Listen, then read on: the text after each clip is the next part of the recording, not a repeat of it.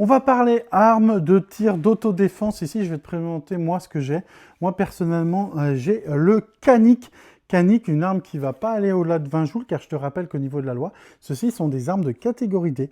Donc ça veut dire que tu as le droit de les avoir chez toi si tu as plus de 18 ans. Tu peux les utiliser pour te défendre que dans un cas de légitime défense, c'est-à-dire pas pour agresser quelqu'un, pas t'acharner, etc. Mais je vais t'expliquer pourquoi. C'est très sympa, on peut se défendre avec et surtout ça peut être très efficace. Ça marche avec de l'air comprimé.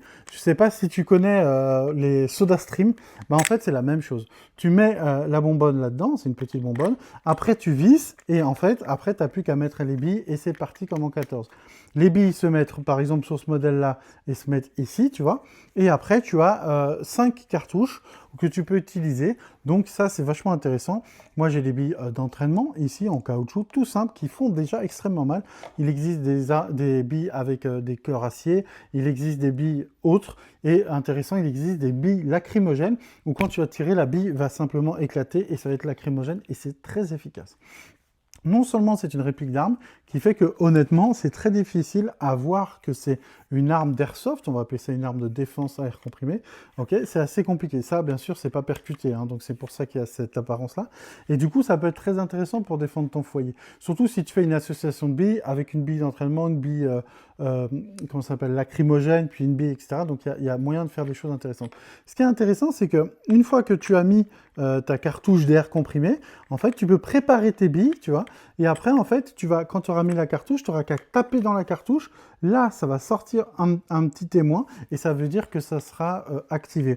Ça veut dire que tu peux entre guillemets préparer ton arme avec tes billes et tes cartouches en amont sans qu'elles s'usent. Pourquoi? Parce que tu ne l'as pas enclenché et simplement quand tu l'auras enclenché, bam, tu frapperas là ça sortira et après tu pourras te défendre. Alors bien sûr ce qui est intéressant aussi c'est que c'est un modèle qui est assez lourd, hein, qui est une bonne réplique et qui est en métal, donc on peut même frapper directement avec, ça reste quasiment une arme même de frappe et c'est intéressant. Bien sûr, je vais t'inviter à regarder tous les modèles. Ici, c'est un Canic, je l'ai payé à peu près entre 100 et 150 euros, je ne me souviens plus exactement. Il existe des modèles, des revolvers différents et des modèles répliques de fusils à pompe. Je te rappelle la règle, arme de catégorie D à utiliser que chez soi, que dans un cas de légitime défense, pas le droit au transport à part un motif légitime et surtout, ça peut être intéressant, c'est important que tu t'entraînes avec, bien sûr, avant de l'utiliser éventuellement pour défendre ton foyer. Il faut le mettre à disposition, je te conseille de charger la cartouche sans la percuter, de mettre déjà tes billes dedans, et comme ça, si tu la mets par exemple sous ton lit et que quelqu'un rentre chez toi, tu vas pouvoir éventuellement défendre plus vite ta famille que si tu avais tes mains nues ou si tu étais surpris. N'oublie pas que la préparation, c'est très important.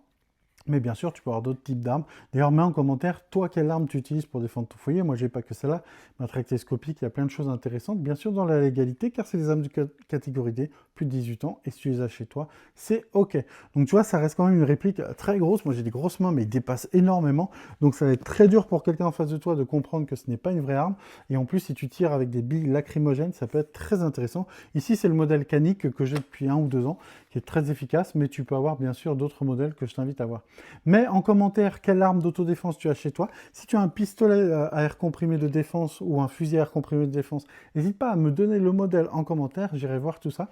En tout cas, merci d'avoir suivi cette vidéo et n'oublie pas, qui veut la paix prépare la guerre et que finalement, mieux vaut avoir cet objet qui est considéré comme de l'airsoft chez toi, bien sûr protégé pour pas que tes enfants aient accès, etc. C'est pas un jouet, hein, c'est pour se défendre, mais mieux vaut avoir ça et le jour J, au moins on tue là, même si tu l'utilises jamais, plutôt qu'avoir que tes mains et tes doigts pour te défendre, parce que quand ça rentre à 1 ou 2 ou à 3 chez toi, si tu n'as pas d'objet ou de moyen de défense, ça reste compliqué.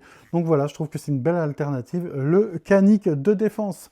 Merci à toi de m'avoir suivi lors de cette vidéo, merci à toi pour les abonnements, les likes et les commentaires, merci pour tous vos retours excellents de toutes mes vidéos, ça me fait trop plaisir.